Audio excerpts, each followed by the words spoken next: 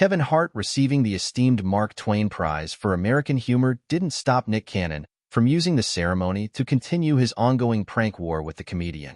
Hart was honored with the top prize at a Sunday gala at the John F. Kennedy Center in Washington, D.C., which featured speeches from other famous comedians like Jerry Seinfeld, Dave Chappelle, and Eddie Murphy. Well, except that when the latter was announced, it turned out to be not the legendary Saturday Night Live alum, but the host of The Masked Singer introduced that way as a practical joke.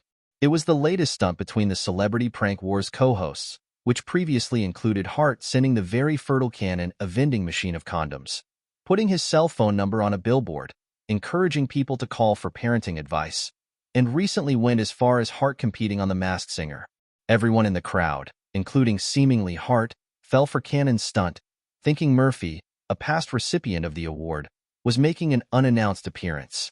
In his speech, Cannon told Hart, "Every comedian is proud of you, except one or two cats," in reference to Cat Williams' recent call-out of Hart.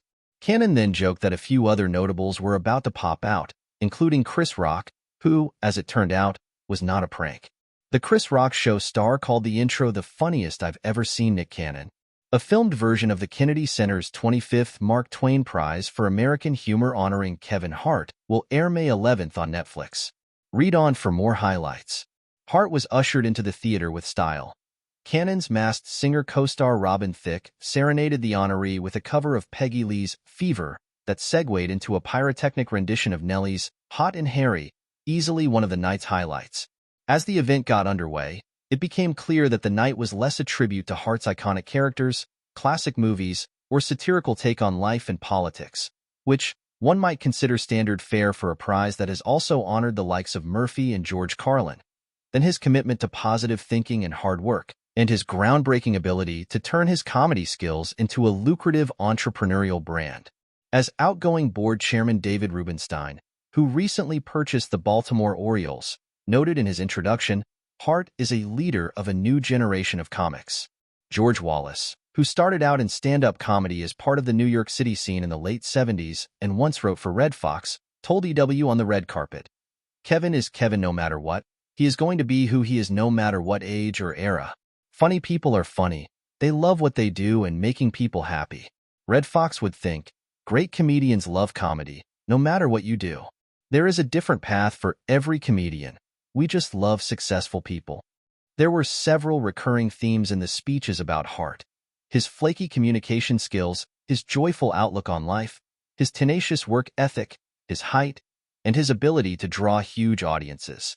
Past recipient Chappelle recognized that 500 million people have purchased tickets to watch Hart perform stand-up, and that does not even factor in the comedian's movies and shows. Hart's first comedy peer to honor him was Seinfeld, who gave a home run performance.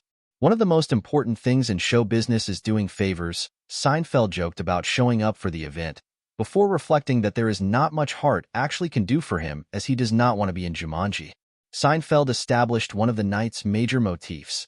Hart's legacy is his business acumen and entrepreneurism, as well as his likability. Next up was Tiffany Haddish, who dubbed herself Hart's comedy sister, as she wore one of his hand-me-down jackets. Her conceit was Hart was a leprechaun, not because of his short stature, but his incredible luck. "He is magic," she said. Haddish knew Hart in the comedy club scene right as he started making money. Her presentation did not exactly crush, though she had a hilarious moment riffing off a hard-laughing member of the audience who she hopes may be a congressman and, potentially, a future baby daddy. Jimmy Fallon treated the audience to an old-school country song, focusing on Hart's height and success. "So much talent. How is it legal/we'd be heartbroken if he got carried off by an eagle," Fallon crooned. Curb Your Enthusiasm star J.B. Smoove shared about knowing Hart back at the Laugh House in Philadelphia and that he would get paged whenever someone noticed Hart was stealing one of his jokes.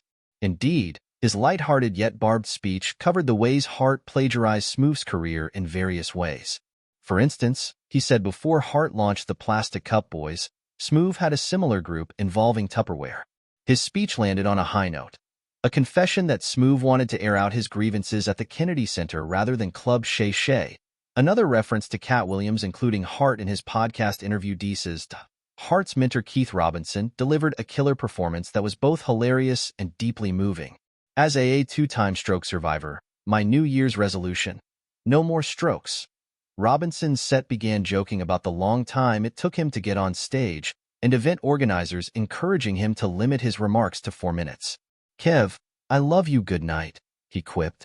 After a brief stumble, Robinson recovered with a very funny ad-lib, throwing his cane at musician Adam Blackstone. Robinson, who also met Hart at the Laugh House in Philadelphia, revealed the comic helped him as he was recovering from his stroke during COVID. I'm going to make a call, Robinson remembered Hart saying. He was moved before panicking. To who? On a lighter note, Rock joked that Hart got that second wife happiness. He reflected on meeting Hart during death of a funeral, saying he and Aziz Ansari are the only comedians who actually took his advice. Find your own voice. Rock said Hart did, and 800 days later he was a bigger star than Rock, starring in movies with another Rock, Dwayne "The Rock" Johnson. He also commented on Hart's business smarts, joking this event was not for charity, but actually a paid Kevin Hart gig. In another funny moment, Rock said his favorite Kevin Hart movie was The Upside because he had to act like he had less money than Bryan Cranston. Regular Denzel over there. Regina Hall, who's made a staggering 8 movies with Hart, discussed meeting up at a table read during Scary Movie 3 and how his career has skyrocketed. As his common life wife, she said she feels entitled to his tequila money, while also discussing his inconsistent communications and tendency to steal jokes.